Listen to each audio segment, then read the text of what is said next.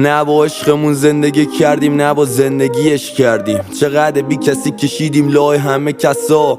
ما اومدیم تو این دنیا تا بی صاحب نمونه رنجا. بی خیال دنیا بیا بشین یه نخ سیگار بکشیم. داشتم فردا رو کی دیده؟ دیروزمون گذشت تو حسرتا. حالا فهمیدید چرا بچه پایینا زود بزرگ میشن ها؟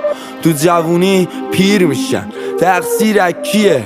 خانواده یا رانتی خورای مارزاده؟ خرجی نداره برام افت کلام، ولی افریتر رو نباس گذاشته احترام. لعنت به هیترام که واقعیت رو میگم انکار میکنن. گوخوریشون رو هی تکرار میکنن. برام مهم نی چون عاشق صداقتم. خیلی ها بیشتر لیاقتم.